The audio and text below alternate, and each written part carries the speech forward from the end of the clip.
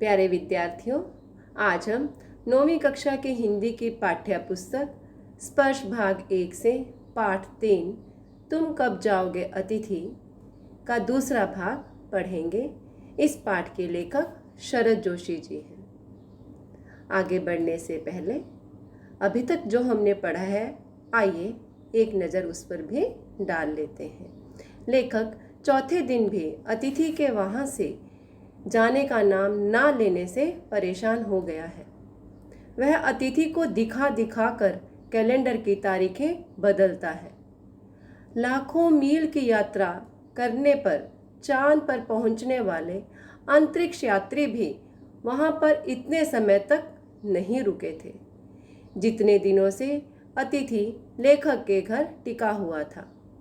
लेखक को लग रहा था कि अतिथि ने उससे खूब आत्मीय संबंध स्थापित करके उसका काफ़ी खर्चा भी करा दिया था, जिससे उसका आर्थिक बजट भी काफ़ी डगमगा गया है। इसलिए अब भलाई इसी में है कि वह उसके घर से चला जाए।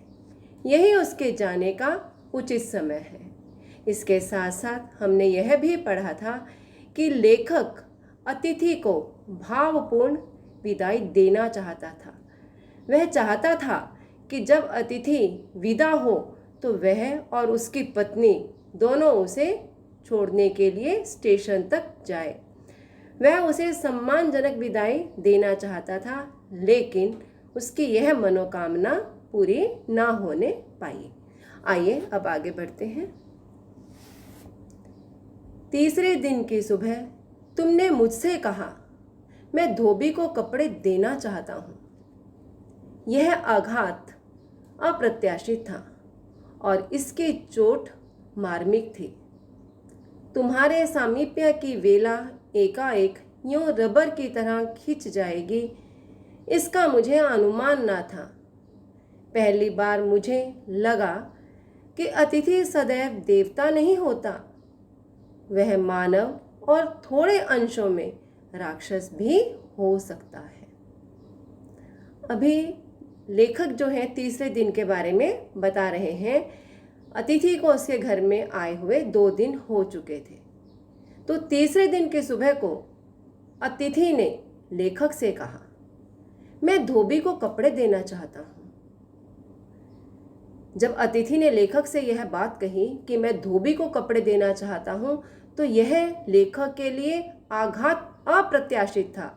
आघात अप्रत्याशित, इसका मतलब क्या होता है? अप्रत्याशित का अर्थ होता है जिसकी आशा ना हो, यानी कि जिसकी उम्मीद ना हो। आघात होता है चोट, या हम इसे प्रहार भी कहते हैं। तो लेखक के लिए उसका यह कहना कि मैं धोबी को कपड़े देना चाहता हूँ, कैसा था उसके लिए? मतलब कि उसने इसके बारे में बिल्कुल भी सोचा नहीं था। उसने बिल्कुल भी उम्मीद नहीं की थी कि वह उससे ऐसी बात भी पूछ सकता है। तो यह उसके लिए क्या था? यह आघात अप्रत्याशित था। इस चोट की उसने बिल्कुल भी उम्मीद नहीं की थी और इसकी चोट मार्मिक थी। मार्मिक होता है जो सीधे हमारे हृदय को छू जाता है। जो इसकी चोट लगी सीधे उसके हृदय पर लगी, इसकी चोट मार्मिक थी, यानी कि हृदय को छू जाने वाली थी। तुम्हारे सामीप्य की वेला एकाएक यूं रबर की तरह खींच जाएगी, इसका मुझे अनुमान न था। लेखक क्या कहते हैं? तुम्हारे सामीप्य की वेला, सामीप्य मतलब समीप रहने की, जो वेला है, वेला क्या होता है? समय। जो तुम्हारे मेरे साथ रहने का जो समय है, एकाएक ऐसे रबर के जैसे खींच जाएगा, ऐसा मुझे बिल्कुल भी अनुमान नहीं था।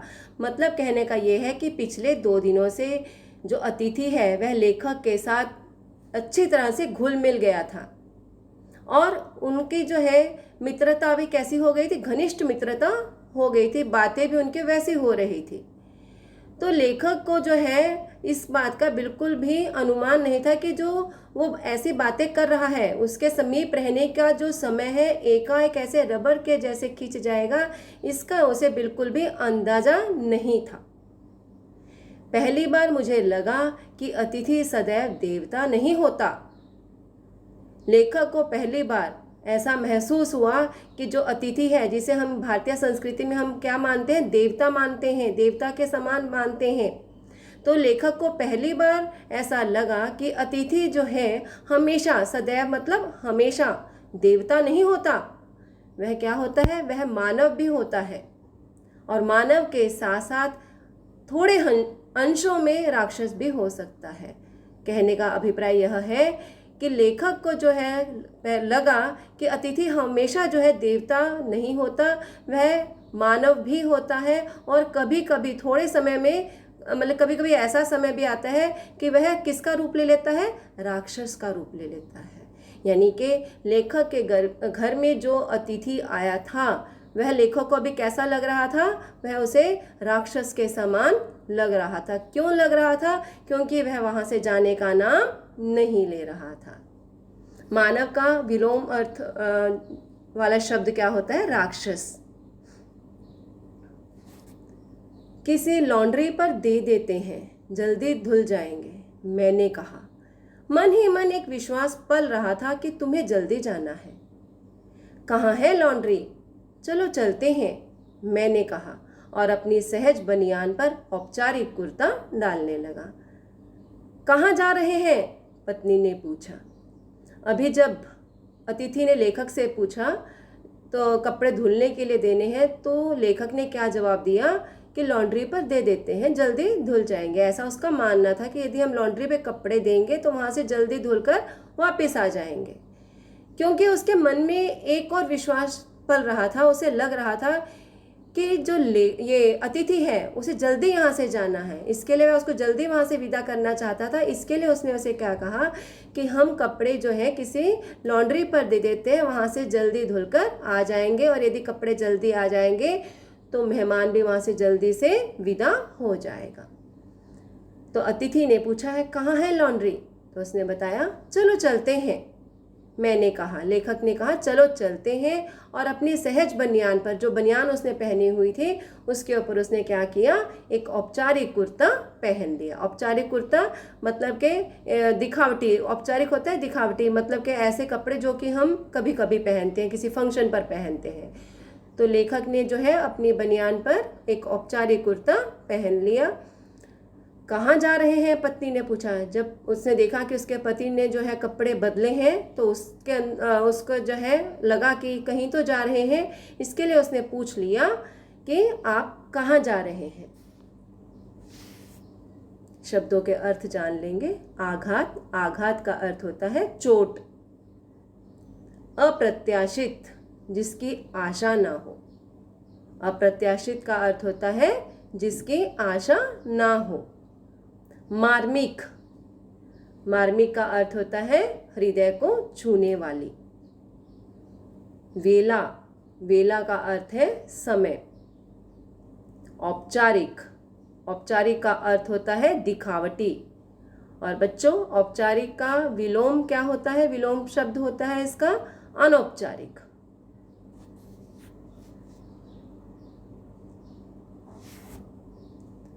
पत्नी ने पूछा कहाँ जा रहे हैं? इनके कपड़े लॉन्ड्री पर देने हैं, मैंने कहा। मेरी पत्नी की आंखें एकाएक बड़ी हो गईं। आज से कुछ बरस पूर्व उनकी ऐसी आंखें देख मैंने अपने अकेलेपन की यात्रा समाप्त कर बिस्तर खोल दिया था। पर अब जब वे ही आंखें बड़ी होती हैं तो मन छोटा होने लगता है। वे इस आशंका और भय से बड़ी हुई थी कि अतिथि अधिक दिनों ठहरेगा।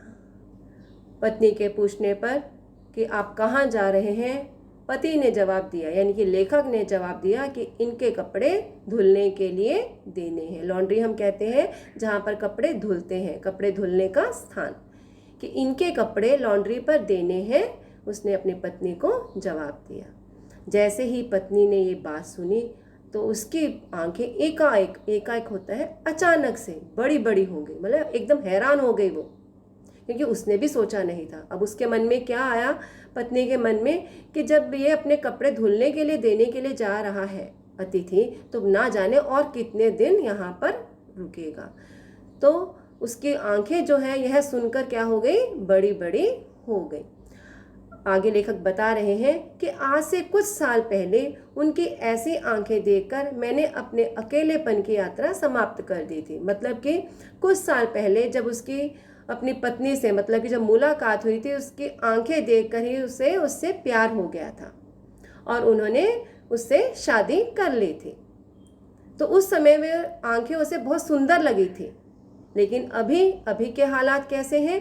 अब जब वे आंखें बड़ी होती हैं तो लेखक का मन छोटा होने लगता है।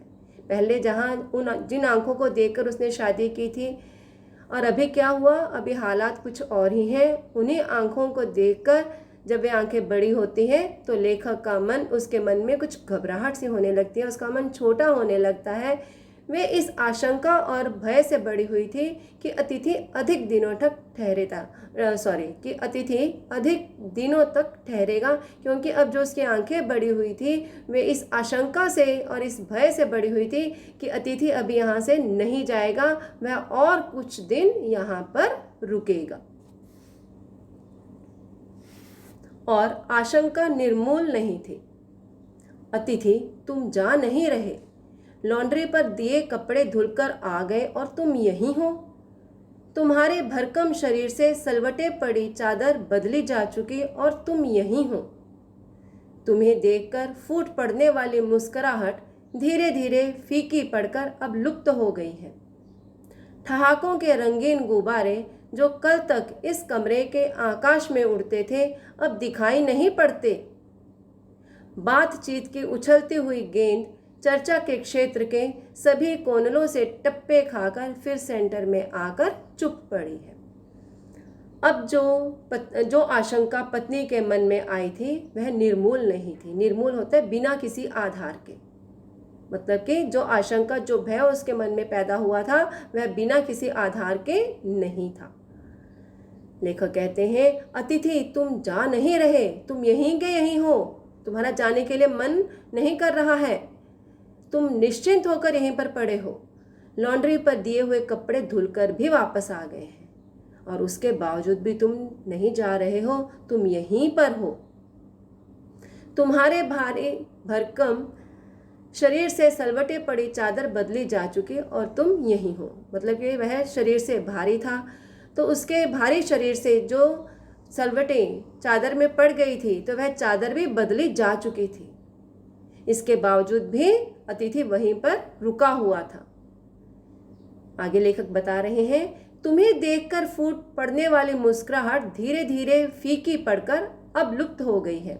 उसे देखकर, जब अतिथि लेखक के घर में आया था तो उसे देखकर लेखक के मन में जो मतलब कि थोड़ी बहुत जो खुशी हुई थी, थोड़ी बहुत जो मुस्कुराहट थी, वह अब धीरे धीरे फीकी पड़ रही है, मतलब कि कम हो रही है। केवल कम ही नहीं हो रही बल्कि अब तो वह लुप्त हो गई है। लुप्त हो जाना, गायब हो जाना। लुप्त का अर्थ होता है गायब। तो अतिथि को देखकर फूट पड़ने वाली जो मुस्कुराहट थी पहले तो फीकी पड़ी और अब एकदम गायब ही हो गई है। पहले जब वे बातें कर रहे थे तो बातें करने से उनके ठहाकों के, मतलब ठहाका क्या आता है, जोर जोर से हंसना, उनके ठहाकों के रंगीन गुब्बारे जो कल तक इस कमरे के आकाश में उड़ते थे, मतलब कि वे इतनी जोर जोर से बातें करके इतना जोर जोर से हंसते थे कि उनके ठहाके दूर दूर तक सुनाई देते थे, अब वह दिखाई नहीं पड़ते बिल्कुल भी। अभी वह ठहाकों की आवाज़ नहीं आ रही है। बातचीत की उछलती हुई गेंद चर्चा के क्षेत्र के सभी कोनलों से टप्पे खाकर फिर सेंटर में आकर चुप पड़ी है। बातचीत की उछलती हुई गेंद मतलब कि जो वो बातचीत करते थे तो उनकी जो बातचीत होती थी तो वो बहुत अच्छे से सुनाई पड़ती थी, लेकिन अभी क्या हुआ, जैसे गेंद जो है टप्पा खाकर सभी कोनलों क्या होते हैं, कोने, उनसे टप्पे खाकर फिर से सेंटर में आकर चुपचाप पड़ी रहती है, उसी प्रकार से उनकी जो बातें हैं वे बिल्कुल अभी बंद हो गई हैं और वे उस गेंद के समान है कि जो गेंद जो है सभी कोनों में टप्पे खाकर एक तरफ आकर चुपचाप पड़ी है। ऐसे ही अब उन दोनों के बीच में कोई भी बातचीत नहीं होती। निर्मूल, निर्मूल का अर्थ होता है निराधार, सलवट, मुड़ने के निशान, लुप्त, गायब हो जाना। ना तुम हिला रहे हो ना मैं, मतलब कि जो ये गेंद पड़ी है बीच में, ना तुम इसे हिला रहे हो और ना मैं ही हिला रहा हूँ, मतलब कि हम दोनों जो है एक दूसरे से बातचीत नहीं कर रहे। कल से मैं उपन्यास पढ़ रहा हूँ और तुम फिल्मी पत्रिका के पन्ने पलट रहे हो। शब्दों का लेन देन मिट गया और चर्चा के विषय चुक गए। परिवार, बच्चे, नौकरी, फिल्म, राजनीति, रिश्तेदारी, तबादले, पुराने दोस्त, परिवार नियोजन, महंगाई, साहित्य और यहाँ तक कि आंख मार मार कर हमारी पुरानी प्रेमिकाओं का भी जिक्र कर लिया। और अब एकदम चुप्पी है। सौहार्द अब शनै शनै बोरियत में रूपांतरित हो रहा है। भावनाएं गालियों का स्वरूप ग्रहण कर रही हैं, पर तुम जा नहीं रहे। अब लेखक जो है बता रहे हैं, बड़े दुखी हो रहे हैं और बता रहे हैं कि जो हमारे बातचीत हो रही थी वह बिल्कुल ख़त्म हो गई है और हम दोनों जो है एक ही कमरे में रहते हुए भी अनजान से लग रहे हैं, अनजान होकर रह रहे हैं। कल से मैं उपन्यास पढ़ रहा हूँ। उपन्यास क्या होता है? रोचक कहानी। मतलब कि कल से मैं कुछ अलग किताब पढ़ रहा हूँ और तुम कुछ अलग ही पढ़ रहे हो। तुम फिल्मी पत्रिका के पन्ने पलट रहे हो, लेकिन तुम्हें जाने की बिल्कुल भी चिंता नहीं है।